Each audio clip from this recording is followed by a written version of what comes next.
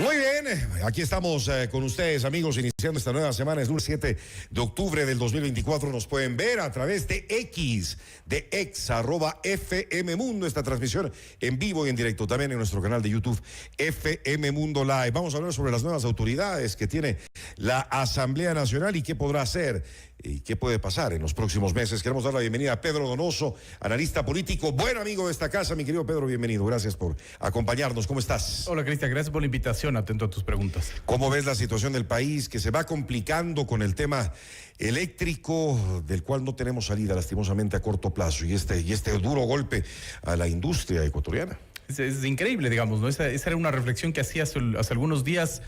Somos un país tan gatopardista, ¿no es cierto?, que todo cambia para que nada cambie. Es decir, los mismos temas que estábamos debatiendo en la campaña del 2023, las seguimos debatiendo ahora. Crisis energética, violencia, etcétera. Ahora creo evidentemente que la crisis energética está mucho más agravada y esto es un golpe para la industria que tiene además una ramificación y unos efectos, ¿no es cierto?, ya en el ámbito social, ¿no? Es decir, no estamos entendiendo, no es solo que nos quedamos sin luz, es que la industria deja de producir, empieza, digamos, a haber desempleo, es decir, tiene unas ramificaciones muy complicadas, ¿no? ¿Qué opinas de la decisión del SENACE este fin de semana de restringir al 100% durante al menos 15 días la energía a todo el sector industrial ecuatoriano? Son 10 horas diarias, 10 horas diarias. Eso demostraría la gravedad de la crisis, ¿no? Yo no puedo opinar, digamos, no soy experto, pero lo que nos está diciendo es que la gravedad de la crisis es tal que finalmente incluso, ¿no es cierto?, obliga a desconectar, porque no es que invita a desconectar, sino obliga a desconectarse finalmente del sistema eléctrico nacional. Y otro de los indicadores también que nos podría decir que esta crisis parecería que se va de largo es que quiten el IVA a los generadores hasta diciembre. Es decir, esto nos podría demostrar, ¿no es cierto?, que la crisis no se va a solucionar en 2 semanas cuando llueva, digamos. Claro, lo preocupante es las consecuencias que esto va a traer a una economía ya en crisis, muy debilitada como la que tenemos hoy por hoy en el país. Y las sociedades funcionan como sistemas, es decir, todo está interconectado. Esto va a agravar la violencia. Entonces la gente dice que tiene que ver. Va a con la agravar violencia. todo. Porque finalmente todo está interconectado. El desempleo va a provocar pobreza, la pobreza provoca violencia. Es decir, digamos, es como muy complejo y no son problemas aislados, digamos, ¿no? Es decir, entendamos que la sociedad está interconectada y que una crisis provoca otra crisis. Estamos viendo una policrisis profundamente grave en el Ecuador. Yo creo que tiene que sincerarse el gobierno, Pedro. También, sí, totalmente. Debería contarnos cuál es el estado de sitio, digamos, del tema. Ahora, se cruza con el proceso eleccionario. Claro, es que ahí están las cosas, por eso como que quieren suavizarnos, ¿no? Sí. Todo lo que está sucediendo, pero llega un momento en que esto ya no se puede tapar más. Y lo estamos viendo, digamos, ¿no? Es decir, no es menor, y además es súper interesante cómo quien posiciona el tema de la desconexión obligatoria de la industria no es del Estado, digamos. No hay un comunicado, ¿no es cierto? No hay un pronunciamiento de la Secretaría de Comunicación. Son los industriales diciendo, no hay nada oficial. Exactamente. Entonces se cree o se entiende finalmente que si no lo digo, esto no va a permear finalmente al público, y eso es un error, digamos, ¿no? En el siglo XXI hay una frase que dice, si no quieres que se enteren, no lo hagas, digamos. Están pensando más en las elecciones que en cualquier otra cosa, se nota, mi querido Pedro. Yo creería que sí, y eso, digamos, complejiza mucho más el escenario de la toma de decisiones. Lo vuelve más susceptible también al presidente, porque faltan todavía 4 meses para el proceso electoral. Si bien tiene buenos números, esto podría cambiar, Pedro. Sí, yo no tengo aún acceso, digamos, creo que todas las encuestadoras están levantando recién información de cómo golpea los apagones. Creería que puede haber un desgaste, pero claro, digamos, como todo... Y eso que recién empieza. Exacto, como todo está tan enrarecido en el Ecuador, vimos que finalmente en el abril también hubo apagones, ¿verdad? Y eso no ocasionó mella, digamos... Bueno, pero ahí fue muy pasajero, además. Pero fue a la larga, ¿no? Es decir, también se dio y eso no tuvo, y además en un proceso... Bueno, pero hablaron de boicot, de tantas cosas que ya sabemos que... Y que finalmente no se lograron demostrar. No sabemos qué pasó, ¿no? Pero claro, es súper interesante porque en el proceso eleccionario tiende a desordenar todo, y eso es, digamos, un fenómeno que hay que regresar a ver, ¿no? Es decir, en un proceso eleccionario no solo se eligen autoridades y no solo hay que hablar de las tarimas, de los videos, sino cómo, ¿no es cierto?, el proceso eleccionario desordena el resto, lo que estamos hablando ahora. Por supuesto. ¿Y qué pasa en la Asamblea? ¿Qué va a pasar en la Asamblea? ¿Fue irresponsable la decisión de Henry Kronfle de dejar la presidencia de la República, la presidencia de la Asamblea Nacional en este momento complejo para el país y darle paso a la señora Veloz para que se haga cargo? Yo no me atrevo, digamos, a plantear si es responsable o no. Creo que a mí me llamó mucho la atención, no en sí mismo porque el señor Crowley quiera ser candidato, sino porque el binomio del Partido Social Cristiano es bien social cristiano, digamos, si se puede decir así. Sabemos que no tiene ninguna oportunidad de llegar a nada, ¿no? Yo diría que ahora no. El problema del Ecuador es creer finalmente que no tiene oportunidad. Noboa es un ejemplo de eso, ¿no? Es decir, es como muy complejo regresar a ver. Pero creo que... ¿Pero digamos, tú crees que tiene algún chance? Yo creo que todos tienen un chance si es que regresamos a ver a Noboa, digamos, ¿no? Noboa que empezó con un 4% de intención de... Y nos dio la gran sorpresa a todos. Claro, es decir, digamos, está tan complejo todo y todo se desordena tan rápido que no podemos descartar absolutamente nada. Digamos, ¿no? En el Ecuador, digamos, el proceso eleccionario cambió 2 semanas antes de la votación, gracias a la violencia en ese sentido, digamos, ¿no? Es decir, la violencia fue como el gran elector. Pero creo que es muy importante entender que un proceso eleccionario no solo tiene que ver con tarima, con videos, sino con cómo la institucionalidad alrededor, ¿no es cierto?, el proceso eleccionario va cambiando. Y eso tiene que ver, por ejemplo, con la Asamblea. Es decir, si no hubiesen elecciones, digamos, el CAL, ¿no es cierto?, la Comisión de Administración Legislativa seguiría igual. Hay elecciones y eso cambia finalmente, ¿no? ¿Cuál es la clave para entender qué puede pasar en la Asamblea? No regresar a ver solamente a Viviana Veloz como presidenta, sino quién va a ser el primer vicepresidente. ¿Por qué? Porque Veloz tiene que tomar licencia cuando haga campaña. Porque eso será en enero, ¿no? Exacto. Entonces no solo se va a elegir al primer vicepresidente, sino al presidente de la Asamblea, que se quedará, digamos, por 30 días. Esta será, entre comillas, una presidenta interina, entonces. Más bien, el vicepresidente que se elija será el presidente interino por un mes, digamos, ¿no? Porque Viviana Veloz tiene que renunciar solo el mes de la campaña, del 5 de enero. O sea, no renunciar, más bien dicho, pedir licencia. Pedir licencia, exactamente, ¿no? Entonces, es interesante ver cómo se van a reacomodar esas fuerzas, ¿no es cierto? Como el Partido Social Cristiano y Construye empiezan a disputar, digamos, esa vicepresidencia, pero también cómo el proceso eleccionario desordenó el tablero y creó una bancada de independientes, en comillas, ¿no? Y eso es muy grave, digamos, plantearlo. Primero, no hay que plantear como independientes porque no lo son disidentes de otros movimientos, pero ya conformaron una bancada. Y eso en la lógica de la negociación política es bien interesante. Pero sea como sea, los correístas tienen hoy por hoy la presidencia de la Asamblea Nacional. Así es, absolutamente claro. Es parte de la democracia, ¿no? Por supuesto, fueron electos. Y eso a ellos les da también una fuerza que en este momento la necesitan. También les podría generar desgaste. Es decir, es del mismo efecto que podría tener Noboa, digamos, ¿no? Estar en el poder del legislativo puede darte, digamos, un posicionamiento, ¿no es cierto? Puede ahondar finalmente la pelea, le da una ventaja en esta seguidilla de juicios políticos que están planteando en contra del gobierno, ¿no es cierto? Pero también les puede generar el desgaste propio. La señora Veloz, ¿podrá ser una buena presidencia de la Asamblea? Yo tengo mis serias dudas. Yo creo que sí. Yo, digamos, no. ¿Está preparada? Yo creería que sí, no plantearía, digamos, lo contrario. No creo finalmente que haya un indicador de ¿no es cierto? Habrá que ver qué es lo que funciona. Pero también la pregunta es, en esta crisis, ¿qué puede aportar la Asamblea en sí mismo, digamos, más que el juego político?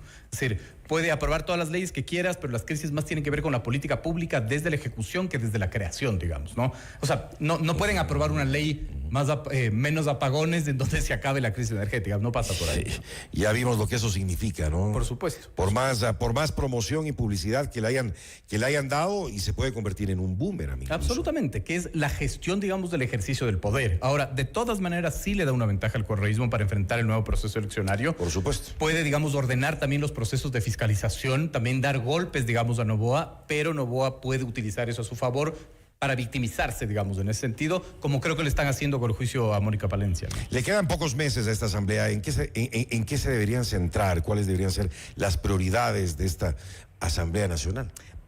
Es muy difícil como determinar un juicio del ejercicio de la Asamblea. La Asamblea es un ente bien complejo de analizar, porque primero es un ente... Y bien desprestigiado también. Por su naturaleza, digamos, ¿no? Porque además genera estos debates, porque no da soluciones tangibles, porque esa es su naturaleza. Es decir, la Asamblea crea un marco normativo, ¿no es cierto?, para que el resto de funciones del Estado ejecuten, digamos, no es ejecutora, ¿no? Ahora, creo que tienen una agenda legislativa interesante, creo que deberían seguir, digamos, en ese proceso de agenda legislativa. Ahora, otra vez el proceso eleccionario va a desordenarlo y vamos a ver más disputas políticas. Y creo yo que deberían dejar de lado un poco este tema de los juicios políticos en los cuales se han centrado demasiado.